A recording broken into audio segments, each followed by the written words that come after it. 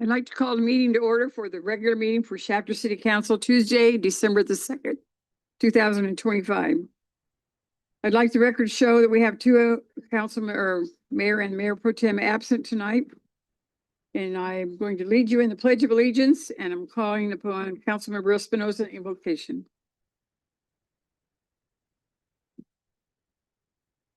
Salute pledge.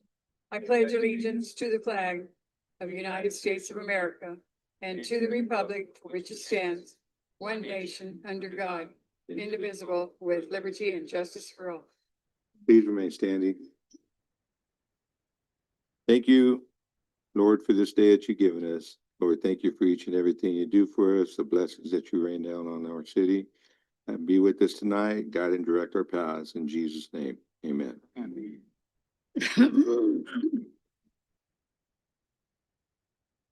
Approval of agenda. Do we have any additions or corrections? No additions, no changes. You? Need a motion to approve? All motion. I'll second.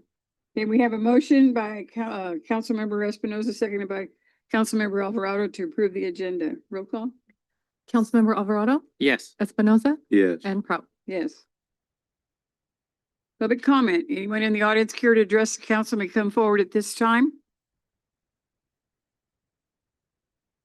And we also have a public comment card from Juan Escalante, if he can be on standby. Hello, can I speak into this or I Yes, think ma'am. my voice is loud enough. I've been a teacher in the classroom for a long time.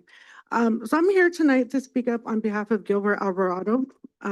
We need your name and that. My name is Tommy Sue Cordova and I live at 615 Kern Street, apartment 10 here in Shafter, California. And I'm here to speak up tonight for Gilbert Alvarado. He's been a pillar in our community for many years.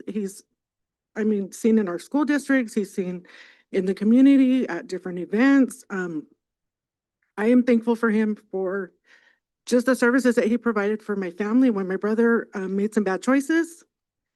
He guided him to a right path, and I'm forever thankful for that. And just knowing his character for whatever he's being accused of doing, I know the specifics haven't been released yet, but I find it hard to believe that he had any malice or ill intent in whatever it is that he's being accused of. And I am a little upset at the fact that you all voted to spend $130,000 of taxpayers' money to investigate him. And there's no guarantee that what the outcome's going to be. And I was here at the last meeting and y'all voted no for a sound guard, to allocate funds for a sound garden, but yet nobody batted an eye at $130,000 for an investigation that we don't know the outcome for. I really find it hard to believe that Gilbert had any ill intent in whatever he's being accused of. And so I'm just upset at the money that's being spent. I work for a nonprofit. There are so many other things that money could be spent on. And in talking to people in the community, the one positive that is going to come out of this is so many people are going to get involved now. And so many people's eyes are opened. And I really believe that in the polls, there's going to be some changes into this council because of this $130,000 that's being wasted. And a lot of people in this community are afraid to speak up for their various reasons. But I'm standing with Gilbert tonight.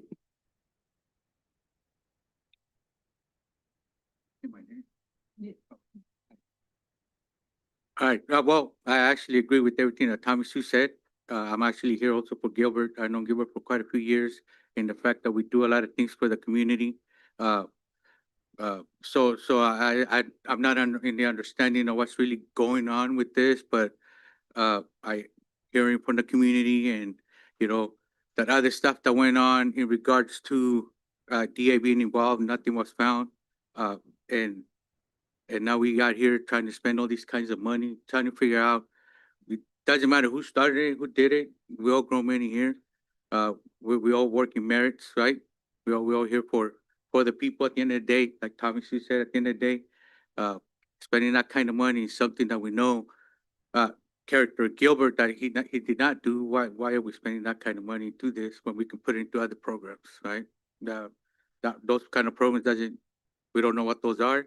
but there's a lot of stuff that we can do with that money in this community, other than this ridiculing that we have going on. Like I said, I just wanted to come on and voice my voice in regards to Gilbert, and I'm here for Gilbert, all right? Thank you. Anyone else care to speak? Okay, if not, we'll close that comment time. We'll move on to council announcements and reports. Espinosa, you have anything to report?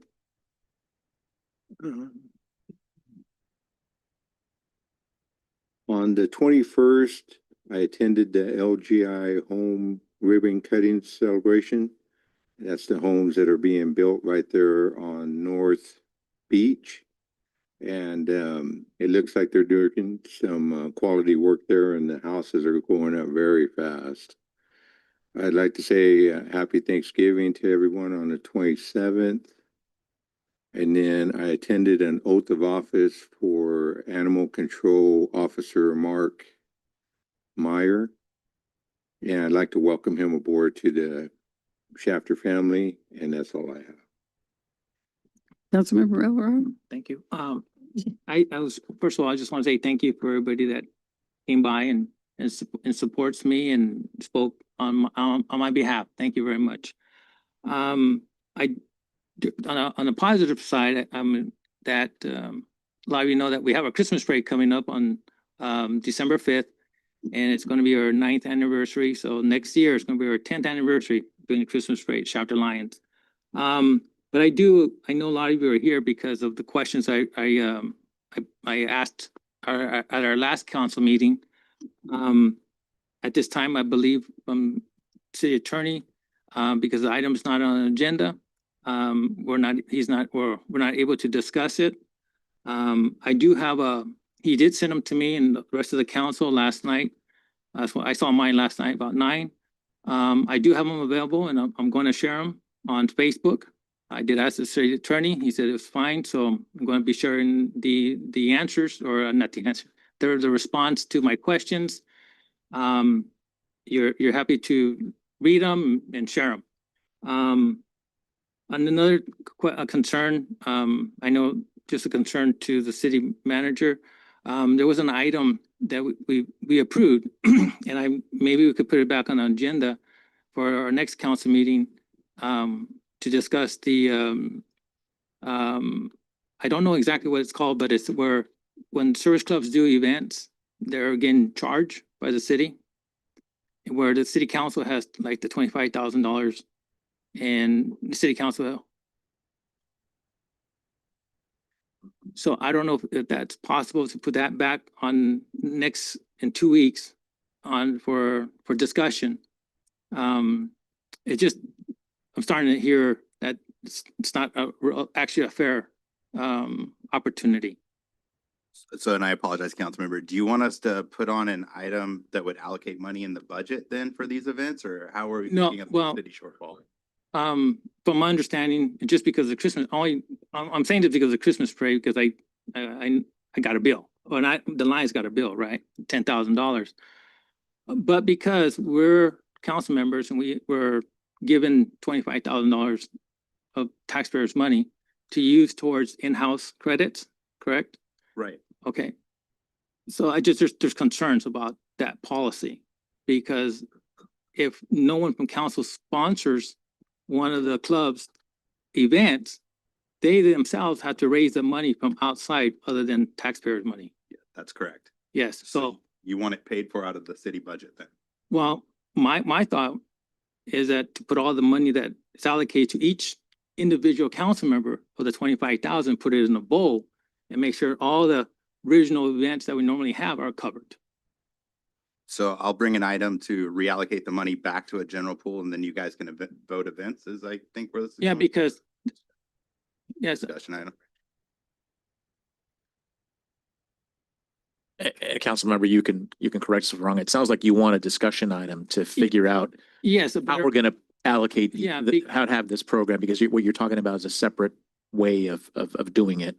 And so I think we need to get direction from the entire council. So if it's the wishes of the council, we can bring back a discussion item to have that discussion about how it is that you want to allocate these programs.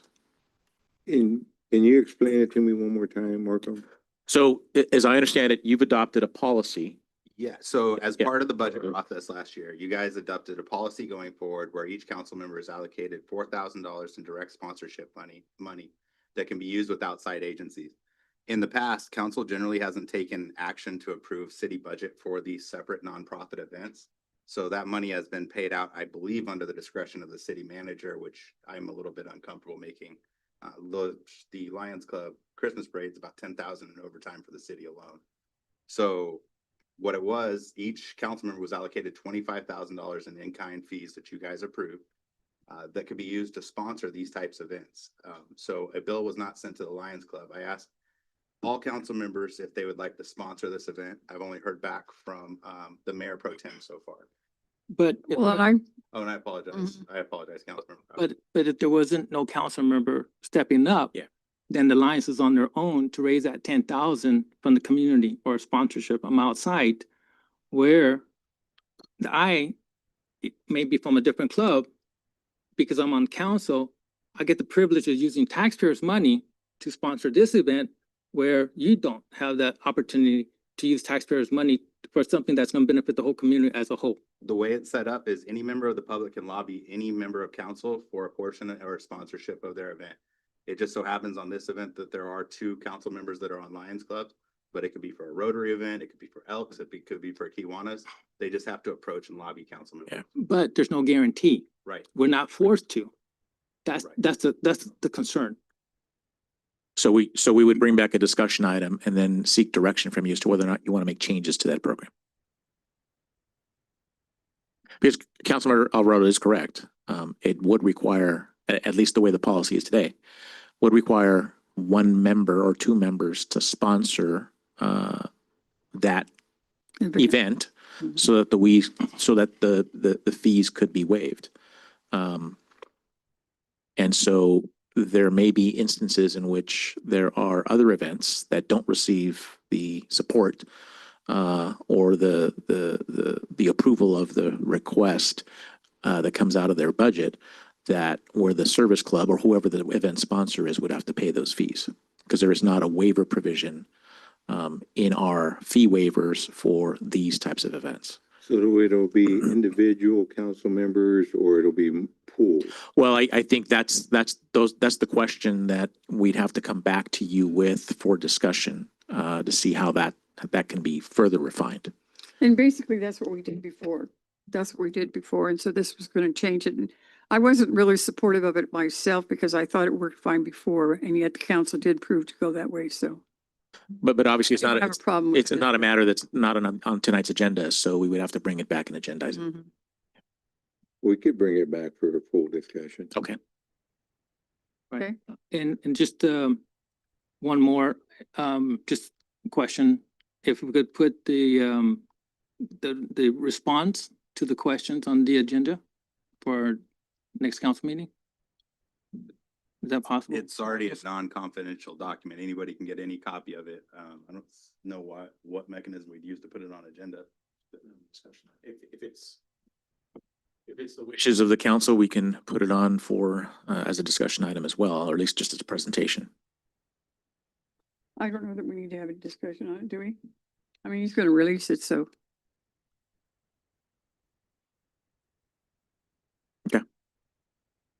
That's all I have. Thank you. Okay, coming to my council report, I did have an attendance at the ribbon cutting for Orchard Park. They've had many homes already spoken for that aren't even built. And it's pretty exciting to see that there's that much interest in the core area of the city to build new homes. LGI Homes is now called Orchard Park.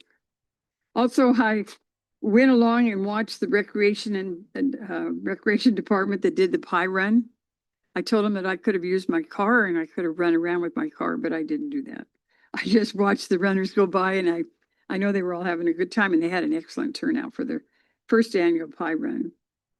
And then also we had the oath of office last night or yesterday morning for the animal control employee that we've added because we needed to have extra support now with animal control in our expanded area on 7th Standard. So that's all I have to report to. Okay, under the next item is the consent calendar, and I'll briefly explain to you, we have 10 items on the consent calendar. Number 1 is to approve general checks. Number 2 is to approve the payroll. Number 3 is to approve the cancellation of a regularly scheduled city council meeting for January the 6th, 2026. Number 4 is to reappoint Tim Unruh as a member for the Kern Mosquito and Vector Control District Board of Directors for a 2-year term through December 2027. Number 5 is to authorize the city manager to add a full-time community service position within the Shafter Police Department's organizational structure as part of the operating budget.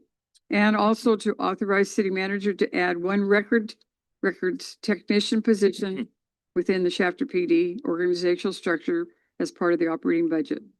Number 6, approve the final map for track map number 7421, which is Lennar on 7th Standard. Number 7 is to approve the agreement for the completion of public improvements for Lennar Homes of California. Number 8 is to approve a request for proposal documents for the 2025 citywide tree trimming for formal bid purposes. Number 9, approve the public improvements constructed for track number 6490, authorizing city engineer to file a notice of completion and acceptance. Number 10 is to approve the low bid quote for installation of fiber optic conduit and a vault associated with phase 1 for the city's expansion plan to Pavlitich Electric in the amount of $54,391. Any comments, questions? I'll make the motion. Okay, we have a motion. This is second. I'll second. Okay, we have a motion by Councilmember Alvarado, seconded by Councilmember Espinoza to approve the consent calendar. Roll call? Councilmember Alvarado, Yes. Espinoza, Yes. and Prout. Yes. Okay, the next item has to do with public hearing, and it's a continuation for proceedings for the annexation of territory to the city of Shafter Community Facilities District number 0815, annexation number 1. Madam Mayor, Yes, we can just read off the script. okay. This is the time and place set for the continuation of the public hearing for the annexation to the Community Services District number 0815 and levy of special taxes therein, and the provision of certain services that are opened on November the 18th and continued until today's time and date. We previously confirmed notice of the public hearing was mailed and published in accordance with law. I now call on staff for a report regarding the annexation of territory to the Community Services District. Honorable members of the council. So this public hearing is for track 7421 located in the Gossamer Grove development. It was conditioned to create a maintenance district to fund the operation and maintenance of certain public improvements within the track, things such as parks, landscaping, street lighting, and other items. Staff is proposing to annex this tract into the existing 0815 CFD that was previously created for 7447, which was another track in the Gossamer Grove district. So on October 7th, the council approved a resolution declaring its intention to annex 7421 into CFD 0815 and set a public hearing on the formation for the last meeting, which was then continued to this meeting. The developer Lennar Homes is intending to construct 97 residential homes. The estimated cost for operating and maintaining the included public facilities is approximately $48,794.44, which results in an annual per lot rate of $503.04 per year. That's consistent with what the other homes in that CFD are already. The cost is subject to change per year in accordance with the CPI, increase up to, but not to exceed 4% per year. So the requested action is to conduct the public hearing and absent of a majority protest at the conclusion of the public hearing, adopt resolution 3049 calling a special election, conduct a special landowner election on the proposition of levying a special tax, and then adopting resolution 3050 declaring the resolution or the results of the special election, and then conduct a first reading of ordinance 765 by title only.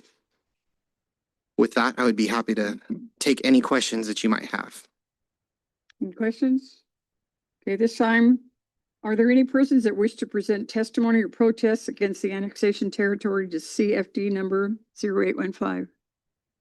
It's your opportunity if you have any comments or questions.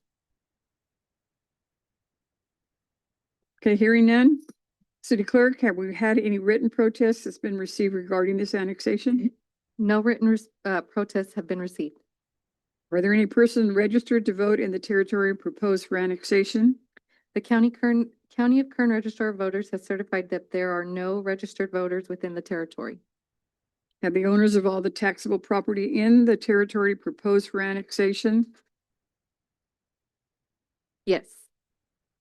Okay. Do you concur that the special election may be held this evening immediately following the public hearing? Yes, I concur.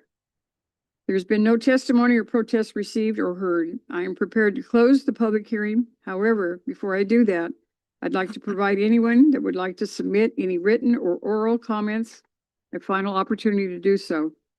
Once the public hearing is closed, we will be prohibited from accepting any further oral or written testimony. Hearing none, seeing no others who wish to speak, I declare this public hearing closed. Okay, now I would like to call for a motion and a second to approve the following resolution. A resolution of the City Council of the City of Shafter, California, calling a special election and submitting to the qualified electors of territory proposed to be annexed to the City of Shafter, Community Facilities District Number 0815, County of Kern, State of California, the question of leveling special taxes within that territory, annexation number 1.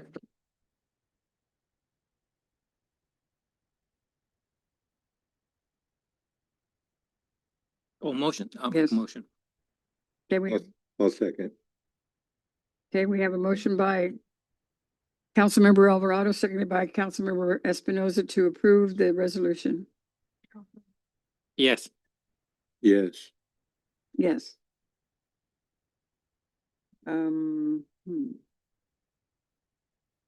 Okay. All right, the next item is to do with the owners of all the taxable property of territory proposed for annexation to the resolution of City Council of the City of Shafter acting in its capacity as the legislative body of the City of Shafter, Community Facilities District, County of Kern, State of California. Councilmember Prout, Pardon me? I'm sorry to interrupt you. I need to hold the special election really quickly. Oh, I'm sorry, I missed that. Not a problem. And I'll just state that I have conducted and canvassed the special election. All votes cast are in favor of the ballot measures and therefore both of the ballot measures pass. Okay, we don't need to act on that one, huh? No. Okay, so now I can just continue with my other one. The next one had to do with the resolution number 3050.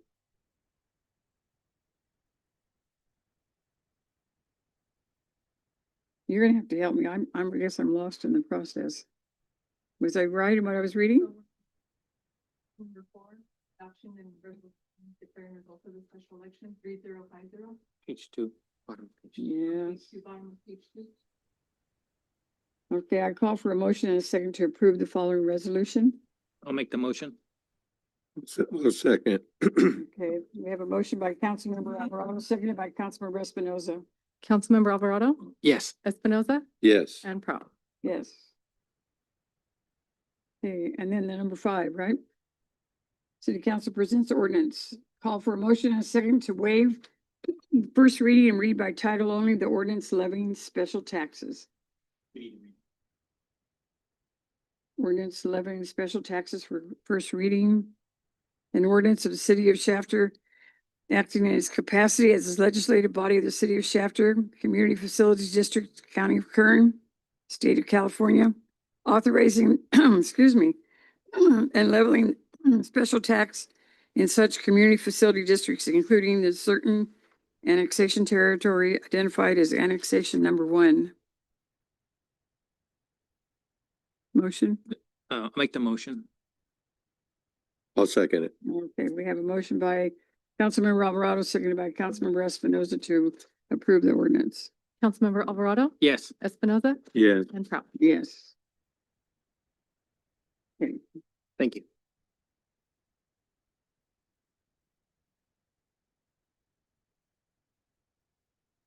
Okay, we'll move on to management reports.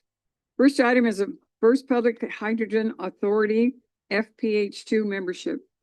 Staff?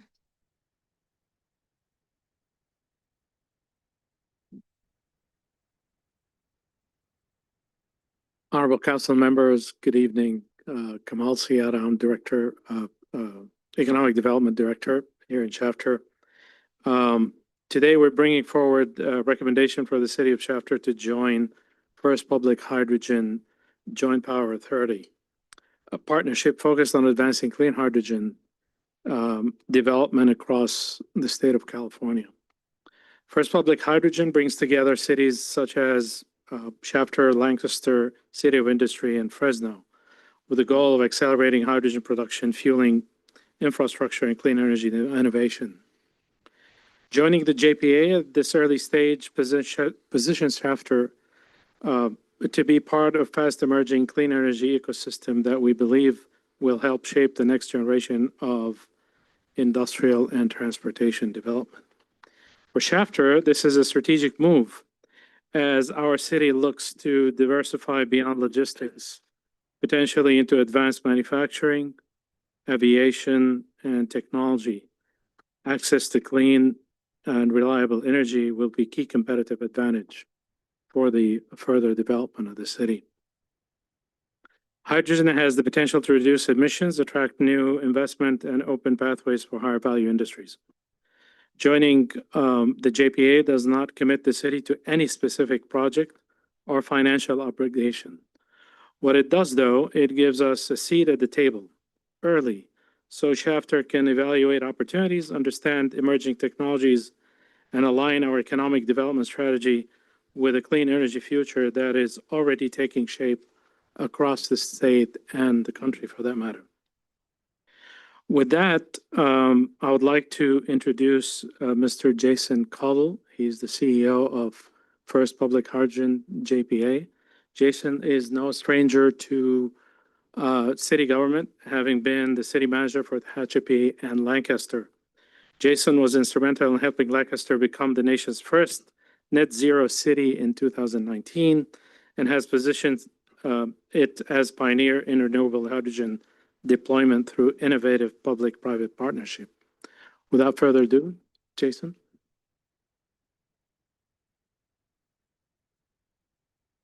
Well, my presentation was going to be long, but Kamal took care of a lot of the You effort. can repeat it. I'll repeat a little bit of it. Welcome, I'm Jason Cottle. I'm the CEO for First Public Hydrogen. And to give you a little background on us and what we're doing and why we're here is our mayor of the city of Lancaster, RX Paris, when we became the first net zero city, he kind of mentioned that's not enough. The next effort was become a hydrogen city, which meant two things. One, powering mobility with hydrogen, and two, powering infrastructure and buildings and economic development with hydrogen. We said, yes, we're going to go take that challenge on and see if we can do that. Went in the marketplace, looked for hydrogen, looked for developers, found both of them, the developers, to build hydrogen assets. The technology is very viable, very readily available. And then went and found off-takers potentially. The challenge was buying affordable, reliable fuel to actually power that infrastructure. And the reason is as a utility, as a scale from the city of Lancaster perspective, we're small fish in that really big pond of hydrogen. And the mayor looked at us and said, well, we can't accomplish that goal unless we work together with other cities and transit agencies who are in that same buying pool for that energy. So we had experience before in energy with community choice aggregation.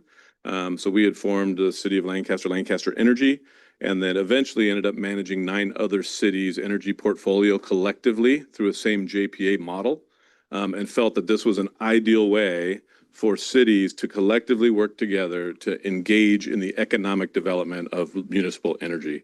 Kamal touched a little bit on my background. I am a municipal government energy zealot. So if you wanted some clarification in there, I believe cities specifically who have this constitutional authority to do energy have not done their due diligence in engaging in this space.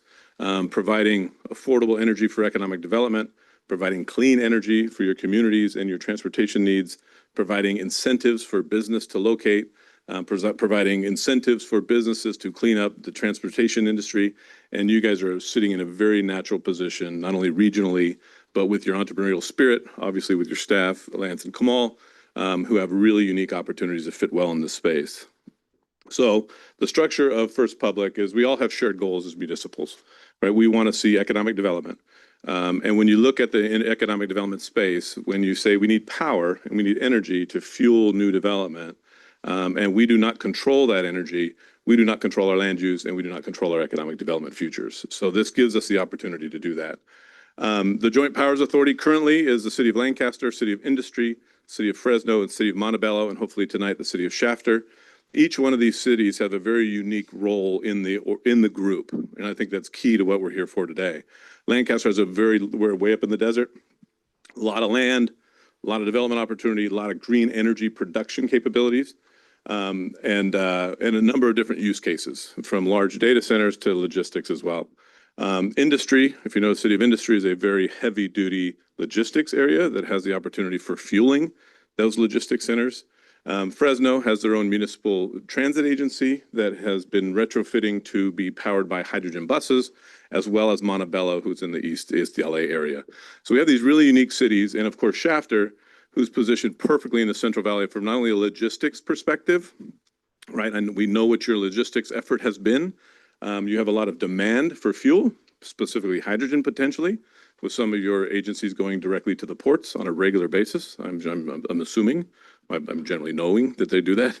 And then from an economic development perspective, the opportunity to, as a municipal utility, to actually turn that hydrogen into electricity and provide cost savings to new development. So there's some really unique opportunities. We're working with other cities to join. We don't want every city to join. We want selected, entrepreneurial, engaged, opportunistic cities who see energy as a future for their economic development. We do a number of solutions, obviously working together. We have opportunities to buy hydrogen together to drive down the price. We have the ability to partner with other agencies to engage in the energy space. And of course, we have in some cases with transit who we're dealing with as well. There's other incentives that exist that we can stack incentive for transit agencies who are also engaging in this space. Why we do this? I think I gave it a little bit. We believe, and I think the members of this agency believe in local government energy opportunities, driving our communities, fueling our communities as local government, that we have the opportunity to do this. We have the constitutional authority to do it as cities. And this new technology and these new opportunities provide that as a tool for us. How we do it? In this case, we sit in the middle as First Public Hydrogen Authority. So we kind of broker and barrier your risk through our agency collectively. We would work with suppliers of energy, but also suppliers of technology to organize and develop opportunities, whether it be at the ports for goods movement, electricity, which I think has a greater opportunity in Shafter and Lancaster, and goods movement in Shafter as well. And then H2 vehicles, which are typically going to be transit agencies who are operating large-scale heavy-duty buses to hydrogen. So there's these opportunities that we work all together as local governments to deliver a scale at which we can implement some of these projects collectively, all of which those benefits come to your city. Kamal made it perfectly clear that there is no obligation to you in this process. We really need your brain power, your entrepreneurialism, your assets, your drive to kind of identify opportunities. Every one of those opportunities will come back to your city council. These will be projects you are engaging in that we are collectively working on. So those will be coming to the future through your staff to you in the future. An example of that is that CCA I mentioned, which is Cal Choice. We manage energy from Santa Barbara to Rancho Mirage. If you look at Santa Barbara's website, it'll have no mention of Cal Choice, right? We're working this together. It is Santa Barbara's program though. So there's some unique, we've done this before in this manner. Joining, you're going to do that tonight. Again, there's no obligation. There's no responsibility other than your staff time leaning in with us, trying to develop these opportunities, work with these technologies and identify these challenges that we can solve. We're looking at producers and suppliers and off-takers. So we're looking to partner with people who can develop hydrogen assets, right? That could be in your community, right? There's technologies that allows natural gas to be converted to electricity. There's, from a landfill gas perspective, from your sewer plant, we have this opportunity to use these fuels locally. Wood waste, when we're talking to the Northern California members, there's a lot of woody waste and ag waste that can be converted to hydrogen that can be used locally. So we have these real unique opportunities that exist if we work together. And so that's really the goal, is identifying those producers as well, potentially producers that are already producing or have the ability to produce locally. And then, of course, off-takers, identifying who are those people that have high energy demands that you can serve and work with. Our board. So we have a 7-member board. We've designed this board as a operational board, not necessarily a political board. So we have the 2 founding members are RX Paris and Newell Ruggles with the City of Industry in Lancaster. We have Bob Hertzberg, which is a longtime legislator. Tanya Peacock, who's an environmental engineer. We have Ara Vasquez, who's kind of a climate activist. Jack Brower, if you're in the energy space and specifically hydrogen, he's the UCI professor and kind of the godfather of hydrogen. So he's a technical component. And then we have Ernesto Medrano, who is the head of LA and Orange County Building Trades as our labor representative. So we've got a good background on the board.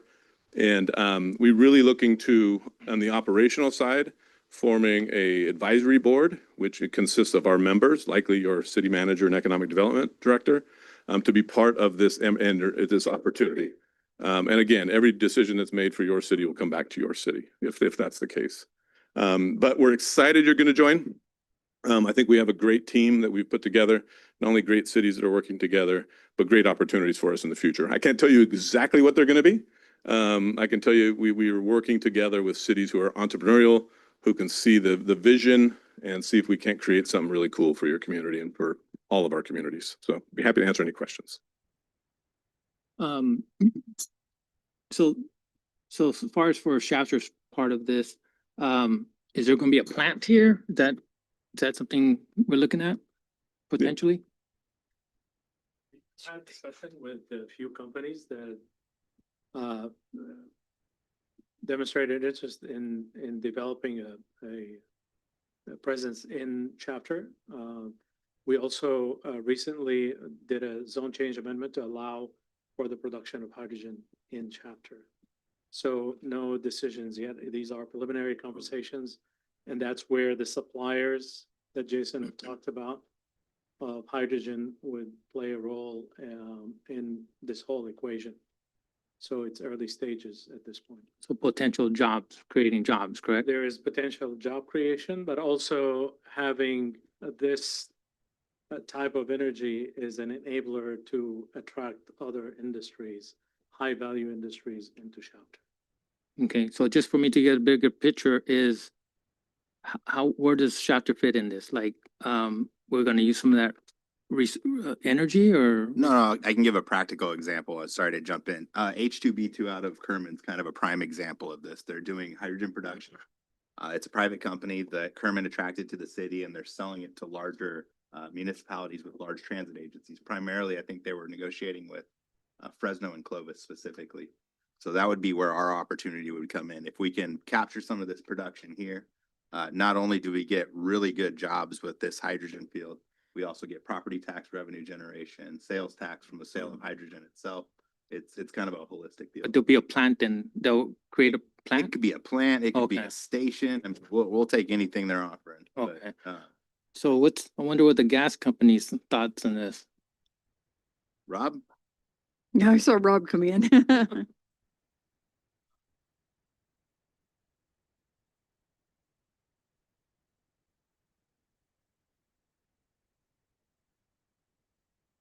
So thumbs up? Yeah, I've heard of hydrogen for a long time, even when we served on COG. So yeah, it's just that it's new to us because it is something new from out of another area, but I think we're in the right position with all the development that we see coming forward. Our direction is certainly posed to go in that direction. This just fills that need. It's pretty exciting. But there is a lot of unknowns as far as we're Yeah. concerned because it's new to us. I have a question. I'll just be straight up. I don't know that much about hydrogen. I mean, how long has this hydrogen been something on the rise or been a part of what we're doing, or how how does hydrogen fit into what's going on? And I have a second question. Sure. So hydrogen's not new. Hydrogen has been around for a long time. It's been predominantly used in the industrial space, refineries, cement manufacturing, some steel manufacturing. These are very heavy users of hydrogen. What's new is this transition to the new uses, right? So the gas company has a house that's powered by hydrogen. So you're taking that fuel and you're able to convert it to electrons, and then create those opportunities. So it's not a new fuel. It's just the new application. So when you look at how new that is, so we've had transit agencies operating hydrogen powered buses for years. AC Transit in Oakland has, I don't know, probably a decade now, has been operating hydrogen fueled buses. Foothill Transit's one of the leaders down in the San Gabriel Valley. They have 90 or some operating hydrogen buses. So a lot of these transit agencies are converting, right? So as that fuel becomes more available, now you start having opportunities to convert that to electricity and create economic development opportunities with that as well. Okay, and then the plant that you're gonna build, correct? Potentially, yes. Okay, how long will that be in production? I mean, how long will it be able to produce a sellable product and keep going? I mean, is it 5, 10, 15 years? So there's multiple ways hydrogen is made. So if you look at solar, and so your green hydrogen, you would say it's a solar panel and electrolysis that will last you 20, 30 years in production, right? So you'll produce hydrogen from the sun for 20 or 30 years, depending on how long the panels last. There are other technologies like SMR, which is a steam methane reformation, which uses natural gas. So you take that natural gas, and that's much longer opportunities because that machinery lasts much longer. It's not completely green, but it's not burning anything either. You're not burning gas, you're converting gas. So when the gas company looks at those opportunities, you can take that gas, turn it into hydrogen as well. You can take that gas, turn it into electricity through fuel cells. So it's just really this new application of all these multiple fuels that cities have the opportunity to participate in. Explain to me how the biomass works, because I know back in the 80s, they started building a whole bunch of cogeneration plants and everything. And then they were supposed to have an ultimate supply of fuel with all the agriculture waste that we have here. And then we got to a point to where that flipped and it started phasing down. And I think there's only one cogen plant on Highway 65 that I know of. The rest of them have been shut down. So how does biomass come into the Correct. hydrogen picture? So there's a couple ways you convert biomass. So one is SMR, which I talked about. So then you're going to take Rob's molecule that's CH4. So I'm not a scientist, so don't quote me on this and don't do it to a return paper on me. It's CH4. So the H4 is 4 hydrogens, right? So it's CH4. The process is you take that H off of that carbon, right? And then you have the carbon and then you have the hydrogen. So it's a chemical process that does that, or a steam methane reformation. On the biomass, you have multiple options to do that. You can convert it to methane first, right? But biodigestion, so it rots, take the methane off the decarbonized asset, and then you do the same thing that you would do with Rob's pipeline gas. The other side of it is then you do pyrolysis, which is a superheated, basically electro heat process, which extracts the hydrogen from the molecules of the biomass. So it's all a chemical process that separates hydrogen out of everything that we touch. Basically, it has hydrogen in it. Okay. So there's no more burning it, right? No. Oh, you can burn. You can burn gas to make electricity to make hydrogen, but we're really trying to get away from that. The whole point is to do it green. Yeah. Okay, thank you. Yeah. So you did ask some good questions. Yeah. Yeah, but we're all going to learn with it. And you got the testimony. No, that's right. Maybe I should ask Rob over there. Did he do okay? Was I accurate He enough? did well, huh? Good. We'll see, we'll keep you around. Yeah. Any other questions? No? Okay, well then we need to authorize the resolution to approve the JPA agreement and membership. Council, just a slight change to section 3. There is a tendency sometimes for these agreements to undergo even minor changes. And so we're asking that you modify section 3 of the resolution to give the city manager the authority to sign off on even non-substantive agreements that might occur after the fact to the JPA agreement. Section 3 would read, the city council hereby authorizes the city manager or city manager's designee, Kamal Siada, Economic Development Director, to execute a counterpart to the JPA agreement on behalf of the city of Shafter, subject to any non-substantive changes to the JPA agreement, and file the same along with a copy of this resolution with the authority pursuant to Section 13 of the JPA agreement. Okay, it's just a few words Yeah. changing in there. Okay, So would that change if you would then entertain the motion subject to the change? yes, sir. You understand that, guys? I'll make the motion. Very I'll good. second it. Okay, we have a motion then to approve this resolutions 3051. Councilmember Alvarado, Yes. Espinoza, Yes. and Prout. Yes. Thank you. Thank Thank you very much. Thank you. Look forward to the partnership. Thank you.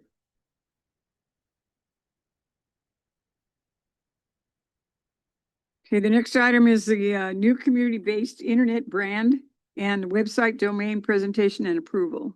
Staff.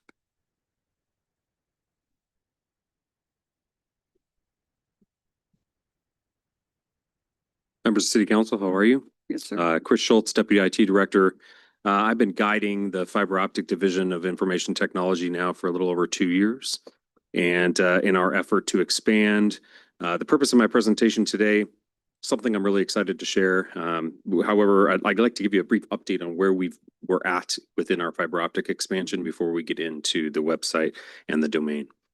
The city completed several milestones in the past 2 years, including network assessment in 2023, fully established broadband master plan in 2024, a complete design and engineering package for the expansion effort in 2024 as well. Additionally, the city entered into its first public-private partnership with Smart Fiber Networks in July. That will help bring an affordable community-based internet option to our residences and businesses beginning as early as next year.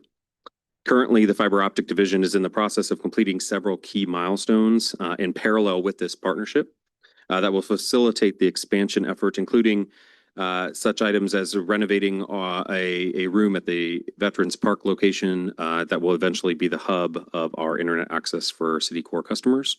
We're also working to bring fiber optics to our newly renovated aquatic center. We're proud of that. That'll be used to not only power security cameras, but also workstations in the facility. We recently brought security cameras to Community Park, which was on our fiber optic network. And we're looking to bring the wonderful company is looking to expand across Santa Fe Way in the coming months, and we are excited to announce that we've been working in partnership with them after about what feels like 100 inspections in that area to bring our fiber optic cable across and help facilitate fiber optics to the U.S. cold storage facility. Going under the railway brings fiber optic internet to this facility, but it's also pretty cool because it's on my understanding that that's going to be the tallest building in Kern County, so we can say that we're in it, you know. My team also continues to ensure that the new housing subdivisions in town have all of our fiber optic conduits installed, which makes it a lot easier for our ISP partner to begin serving these homes with our community-based internet in just a few months. Additionally, an item today that you approved today on consent is going to help begin expanding the first stage of our fiber optic push into the North Park, North Shafter area. And it will support the new city park that's being constructed south of Fresno Avenue. As well as will supply reliable community-based internet options thanks to this project for over 300 residences and over 15 businesses. And the best part of this is that the vast majority of this is being done using grant funds. And that's just the most exciting thing from our perspective is that we're expanding with dollars that are going directly into the community. Now I'm presenting tonight on a topic that I'm personally proud of, and that's getting the council approving our new branding opportunity for this community-based internet, as well as the website domain. And that's just the URL that you would type in and the website that you would go to in order to provide service. Now, I'd be remiss if I didn't mention that most communities our size receiving these grant funds to extend their fiber optic and bring community-based internet take between 1 and 3 years to develop this after council approves a public-private partnership. We are excited that we are about to hit our 7-month milestone. So That's very exciting for the community because this will be brought to them in a much earlier fashion than is most for cities our size. I credit that to the work that's been done by my colleagues who are over 15 years on this network. That's kind of prepared us to get to this point. This process will take careful consideration and coordination with our ISP partner. Smart Fiber so far has been fantastic to work with, and they are helping us guide this process. I'd love to share it with you tonight. So we'll, in the slides, if you want to go, I have the power here. The vision of our branding for our community-based internet is that we want to cultivate the community pride and municipal trust in how in sort of the vision of our brand. The branding logos that will be presented here in a minute show off the vision of Shafter and this shows off the vision of Shafter's new logo. I think that was the most important part. It maintains our current color palette with the city's new brand as well. So when you go to our shafteronline.com, you will see the same logo, the same color. It'll very much look like you're at our website. It also inserts a sense of bilingual resonance. And again, we'll get to what those brands are. You'll see that in a minute, but we kind of wanted to incorporate that idea that we live in a bilingual community. It's very important to us at the city. And then lastly, you know, we have taglines that have followed this new branding opportunity, and I happen to really like this one. It's cultivating prosperity through connectivity. So that's kind of our goal in this project. Shafter Online is going to be, this is kind of a visual identity. These are, next few slides are just some logos. You'll see how that new brand and that new logo that Shafter has is sort of incorporated into the connectivity branding on the website and on what may eventually go onto vehicles at some point. Shafter Online is also going to be, our brand is actually going to be SolNet Fiber, and Sol is sort of a abbreviation for Shafter Online, but it's also the sun and also incorporated in the logo for the city. So we thought it was really, really fitting for that. Again, shafteronline.com is where you would go to get service, but SolNet Fiber is the actual brand that's going to be promoted by our ISP partner as well as by staff during this process. I will tell you, these are just renders. These are not final, where staff will kind of work with our ISP partner to make the final versions. But these are just examples for council to look at and see that, you know, we've incorporated both the logo as well as the actual font is the same as well, which I thought was kind of cool. For visual identity, some of our seals that we're creating, again, just different options. SolNet Fiber will be the actual brand, but Shafter Online will be the moniker that you'll see on the website. This is just an example of what that website might look like. Again, Shafter Online at the top, and then, you know, all the standard things you'd expect on a website for people to get service, maintain their accounts, and then contact our office or the office or ISP partner. Again, another slide just showing that we definitely want to include pictures of the city that we have on staff that we've taken thanks to our wonderful drones. And then also we want to show the community through a page on this site what the story of this has been. Because again, when you go to Shafter Online to get service, you really are getting service and participating in a community-based internet option, which is great considering that there aren't a lot of options in Shafter. So what happens next? Upon approval from council tonight, both the city, myself, and our P3 partner will acquire the website domains and licenses needed to move forward. This can be done relatively quickly, but we do need your approval in order to move forward. We can build the website and maintain and obtain a final approval from our city manager in order to actually make it public when we're ready to begin offering services to certain areas of town. And we can finalize all the logos and markings. There should be no trademarks that are needed for this. This will be a local brand. However, we'll work with Marco and his office to make sure that we're doing that appropriately. And then we'll create links that will essentially take this URL domain, shafteronline.com, and it'll be linked from our city website upon the approval of the city manager. And with that, I'll take any questions or comments you may have. I'm excited. Any questions? So this is just basically a website, that's all we're, Well, it's the branding, as the concept of the Yeah. branding, as well as shafteronline.com. Yeah, it would be something that we want you to approve going forward. Yeah. that's all. I know a lot of us have waited a long time to get to this point, so a long time isn't bad. I mean, Nope. it isn't really. But it's not as long as it could be. That's what I right, wanna- too. Yeah. So, when would you be looking at, being able to provide service for January. individuals? How far are we away from that? Yeah, so we are, it's kind of fun. We are, by January, we will have the ability, as far as the infrastructure and the assets in place with our ISP partner, to begin extending those, the additional lines of cable out to homes and businesses. Now, we have a whole process that we're using. We're using the $7 million of grant funding that comes with areas that we are focusing on serving, especially the underserved or unserved communities of town first. We have until June 19th to spend all that money. So I will not be in my office for 6 months because I'll be out in the field getting all that constructed. The ISP partner and my office is completely confident that we will get that done. It's going to be a push. At that point, we would be serving just over 3,400 homes and 100 businesses. So in 6 months, many in the city core area will have access to our product is the hope. There are always setbacks and delays and construction things that might happen that might delay something, but that's the goal. But it's worth noting that this is not just for the areas that our grant covers. This is for the city and the community as a whole. So our ISP partner may be working within parts of neighborhoods that didn't qualify for the grant funding based on the need, but we're going to be working to connect those homes as well.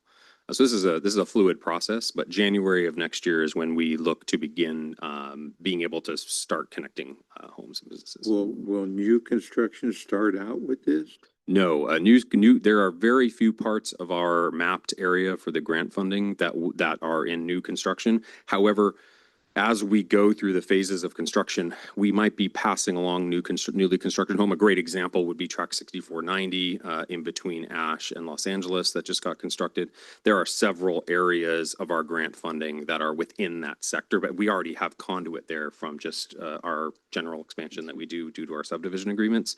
So that might help aid in getting in internet to those homes just because of its proximity. So geography is going to play a huge part in that. Gossamer Grove is a great example. Gossamer Grove is, a lot of homes and a lot of potential people who may want to get on our community-based internet option. Problem is that's the farthest away from where we're starting. So it may take a little bit longer to get to Gossamer, but we're focused on the city core. We're focused on those individuals who don't have adequate internet now or simply don't have internet options at all. So what is the average cost to hook up per resident? We, because of the grant funding, we are required through the rules of getting that money to cap the cost for internet plans. Smart Fiber has worked with us in a really great fashion to try and not only honor that, but to exceed that in lowering the cost. Those numbers have not been finalized yet because it's going to be based on the economic, where we're at in the costs in the market at that time. But they are lower than the average, and I believe the cap for any internet plan at the basic level, which is over 100 megabits a second for upload and down, is going to be $45 a month. I believe that's what that has to cost via the grant funding. Now, if Smart Fiber has been fantastic in that if there's a home that's within our grant funded area and there's a home that sits right next to it or just on the other street that's without, they're not going to raise the prices for the ones without. That's not their goal. Their goal is to offer services to everyone at an affordable rate. You will It's the have best I fun. can do right now. You will have fun, won't you? Oh, I'm going to have fun. 6 months, yeah. Mhm. So I think Wasco has some type of program already with the internet, with their community. Have you heard of that? I know of some internet service providers that are in Wasco, but I don't believe they have a public-private partnership, but I could be wrong. That could have happened. I'm not You know sure. anything? So I, as far as I know, they don't have their own public-private partnership. We're kind of unique in that we own our entire Fiber. Fiber. infrastructure. I think they're installing the fiber optic over there in Yeah. Wasco as well. Yeah, the difference would be Wasco doesn't have the infrastructure in place already. They're having a company come in and install that, or companies Yeah. is how it might be. Thank you. Thank you. Yeah, of course. Any other questions? It sounds very exciting. So good luck. I with hope the residents see that they have that affordable option coming their way. everything. Good, sounds good. Thank you. Okay, so we're needing to approve, the community internet band SolNet fiber, right? We need a motion. I'll make a motion. Okay. I'll say, I just had a last question, Sure. is that you said affordable internet, but that's not for everybody. It's only if you're in that particular area, correct? No, that'll be anyone that comes Anyone? on, that does business with Solnet Fiber. Yeah. Okay, I'll second it. Okay, we have a motion by Councilmember Espinoza, seconded by Councilmember Alvarado. Roll call? Councilmember Alvarado, Yes. Espinoza, Yes. and Prout. Yes. Thank you. Okay, city manager, have any reports with staff? Yes, as Director. the city attorney reminded me, we did get confirmation from, BBK has been a huge help on this lift. But the rights to the logo and the seal have been secured, so they are both protected at this point. Should prevent, I know historically we've had issues with other organizations using our logo without permission. We haven't been able to enforce it. Now we can actually enforce it. They are trademark. Good deal. Thank you. Okay, is there any other report? Nothing No, else? no direct reports, no comments. Okay, we need a motion to adjourn. I'll make a motion. Okay, we have a motion to adjourn. All those in favor